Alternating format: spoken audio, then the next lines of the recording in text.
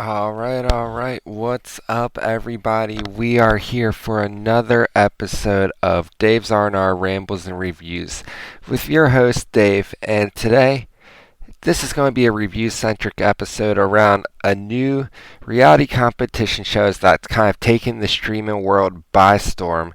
We're talking about The Traitors. Season 1 of the American version of the show premiered on Peacock recently. It's a couple seasons in the UK and Australia.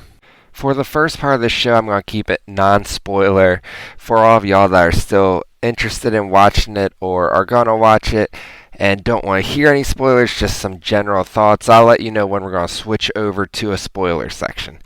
So let's just get right into it now, non-spoilers first. I absolutely love this show. It's one I'm going to recommend. I'll give my rating at the end here. But it was a great reality TV show. As y'all remember, a while ago I reviewed The Mole. And one thing I said about The Mole was it would be cool to see it from their perspective. See how they play the game. If they interviewed like they were The Mole, it would be pretty cool to see that. The Traitors gives us this opportunity. This season there were 20 contestants and 3 of them were chosen to be traitors. And we get to see the whole game play out from their perspective as well. We get to see what they're doing behind the scenes. We get to see what they're doing to try to cover themselves. The point of the game basically is that there's traitors who are picked, and at nighttime they get to eliminate one person. Then the daytime comes around, everyone finds out who was eliminated, and then throughout the day, throughout the challenges, they kind of try to feel each other out, trying to use all their different social skills as faithful as the people who aren't traitors to try to sniff out who the traitors are. They end the day at a round table where essentially they have to vote off someone, and that person says if they were a faithful or the traitor. I think this creates a lot of interesting dynamics throughout the show because you have to have strong social games as traitors to make it far in this game, and as a faithful you have to have great social skills as well to try to sniff people out here. You have to see where the lies, where they crack, just where all the contestants that are the traitors try to feel out where they are and if they're lying or not. Concerning the 20 cast members that were selected for the show, it's about split 50-50 with new faces we've never seen before and reality stars that we've seen in the past. The shows that they range from are Survivor, The Bachelor, Beverly Hills, Below Deck. One of my favorites, Big Brother as well. I didn't really know the other celebrities from the other reality shows too well since I'm not too in tune with those shows. But Big Brother, we had Rachel Riley, who's from Big Brother 12. Everyone who's watched it knows she's got a huge personality and is going to shake things up in the game. And then we have Cody Calafiore, definitely a person of debate in the Big Brother community for how he played the All-Star season, but the fact is he's a prior Big Brother winner, so it was cool to see him back in this game. However, there is one thing I must say about the cast, and I do wish they would go either all in with past reality contestants or just all in with regular people that we haven't seen before on TV. I think that's crucial for the dynamics of the household. I don't really want to get too deep into that. But I understand they did have to bring a celebrity presence into the season to get eyes on it. Because when I saw the trailer on Peacock, I saw Rachel, I saw Cody. I was like, we have to check this show out. We know some castmates. The whole theme of the show sounds cool, so that's what caught my eye. And the show did not disappoint. There are a lot of twists and turns along the way. If you like reality TV, if you like competition shows, this is definitely a show for you. It's 10 episodes, so it really is a quick binge. I was surprised how recently it came out and how quickly we went through it. It just took us a couple days. I know some of y'all can probably even do it in a day. It clocks in at about maybe 10 hours of TV, give or take. Each episode's close to an hour, and there's 10 episodes. It goes by quick, though, and in streaming fashion, of course, every episode ends on a cliffhanger, so you're going to want to start the next episode. You're going to be like, all right, let me see what happens. Then I can stop for the day, but then it just keeps reeling you in and reeling you on. So in conclusion, for the first season of The Traitors in the US, it was an absolute success. I'm sure we're going to see this on network TV, and we'll see where it goes in the future. We'll see future seasons on Peacock first, or it's going to go straight to cable. The sky's the limit for the show, and I truly feel. and I'm going to give the first season a 9 out of 10. One of my highly recommended shows, a great competition show to start the year. Now, this is going to be the part where we get into spoilers, so you can stop listening now if you're going to watch the show and you don't want to hear what happens. Thank you for listening in this far. I truly appreciate it. Now, for all of y'all that have watched the show or you don't really care about how it ends and you just want to hear my thoughts on it, 10 episodes in, and what can I say? We had an absolute masterclass to end the show.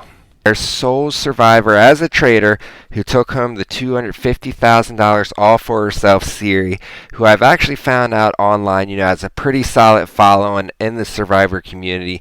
People loved her gameplay. People were excited when they heard she was going to be on the show, and she put on an absolute clinic in this. I couldn't believe it. I couldn't even feel bad for Andy and Quentin at the end because my mind was just blown how they saw Siri call out Ari like that, and it didn't click with them that how did Siri know that Ari was the traitor? How did she know all these different things? But I think one of the things Siri did really great throughout the whole show is she always said in like a common voice, "We the faithfuls, we have to figure it out." Where you saw one of the other traitors like Christian who was very loud and obnoxious about how he went about his business, and that kind of put a red flag. But when you have someone like Siri who makes it sound as sincere as she can, I think that's what led her very far in this game. So absolutely shout out to her, because that last episode was just amazing TV to watch, just seeing Andy and Quentin's faces just drop once they found out that Siri was a traitor and was taking the money.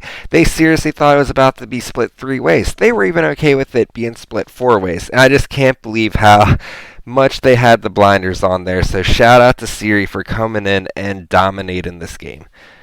Kind of taking it back to the beginning, though, it was no surprise for me that you had to have at least 2 of the traitors be reality presences, because a lot of people are tuning in for the characters, the people that they've seen on different shows.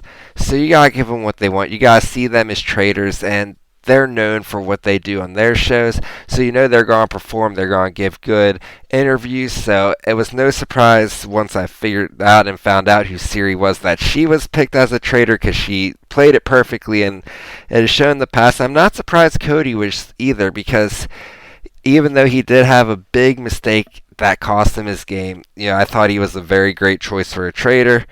And I think the big reason why they lasted so far, and I mentioned earlier how I kind of wish they would go all in on the celebrities or the just normal civilians, is because I think really how everyone just, was so in tune to Rachel versus Kate that they couldn't really think outside of that box. Everyone was looking up to Rachel or thinking about Kate, just all these different thoughts. I think you can't mix it like that. You just have to have one or the other. So that was one of my big things there. And I think it'd be interesting to see like some newer people as traitors in future seasons that don't have that presence from past shows, to see how they come in and form as traitors. I think that would be really cool, and it would expand their brands as well. As if they play a great game as a traitor, I'm sure that would boost their social media and all that, because who's not trying to do that these days, especially in that reality TV world. When it comes to the competitions in this show, I thought it was super hit or miss. Some of the competitions were pretty cool, but I just thought some of them were lame. I thought the one where they had to like look through the book, get to the riddle, find the fake traitor that had like the item, I thought that one was kind of lame. I wasn't the biggest fan of the switching out of the items in the dark either, but there were some cool ones as well along the way. So they tried at least for that, so I appreciate that. And overall, I do think that the challenges are supposed to take a backseat to the mental game that's being played, to the social game. So at the end of the day, if the challenges are hit or miss, that's not the biggest deal for me. And it was kind of cool how the game played out as well. I think one of the biggest things I kind of noticed it towards the end is how Brandy from Real Housewives had 2 of the 3 traitors pegged right away. She had Christian pegged, she had Siri pegged, she mentioned Cody, so I think she was the closest to being on the ball with it, and she was eliminated earlier, and just all these people that were left in the game just had no idea and couldn't even like get to Cody until he slipped himself, didn't get to Christian until he slipped himself. I mean, really, all three of them could have made it to the end if it wasn't for their big slips in the game there, which, I mean, it probably is hard to be a traitor in that situation, just trying to play a perfect game like that. I thought they all did very good and made it as far as possible. I am glad that Siri got rid of Ari at the end, and that was probably one of the most exciting things. For those who watch the show, Ari from The Bachelor, he became a traitor very late in the game, and I just thought that was such a terrible idea because he played the whole game as a faithful, so he wouldn't have had any signs of being a traitor. So I think that was awesome how Siri called him out at the end there to get him out of there. It was super exciting TV, a great first season of the show, and I truly think, we're going to see multiple seasons here in the US of this for sure. It's already becoming a smash hit, so if you haven't seen it, even if you've made it this far and know what happens, go back and watch it because I can't describe how cool it is to see that game play out. And if you've watched it, the real question is, are you going to go watch the UK or Australia seasons? I might check them out at some point because I've heard good things, but for right now, I'm completely content with what I've seen for this first season of the US. It was a great binge watch, and I give it, like I said earlier, 9 out of 10, The Traitors, right now, only on Peacock. Grab yourself a trial or subscribe for a couple months. There's some other great stuff on Peacock as well, and check out The Traitors. And that's going to wrap it up for this episode. I do appreciate the support as always. We're kicking things off this year. We've got a bunch of different things going on. The Royal Rumble's coming up, the road to WrestleMania if you're a wrestling fan, so we're all excited for that. We've got some good movies coming out. January's been a little bit of a drier month when it comes to movie releases, but we do have exciting ones coming out that I'm going to review going forward. And of course, a lot of TV shows, especially on Netflix's end, they've got new seasons coming back, so I'm sure those are some topics we'll talk about. Because with sports coming to an end, we have a lot of other subjects to talk about as well. So just keep on listening, keep on supporting. Follow on Twitter and Instagram and TikTok now. We're going to even get the TikTok started at Dave's R&R. That's where all the stuff's going to be you don't hear here on the podcast. We've got plenty of different reviews out there. Thanks for listening and have a great week, everybody.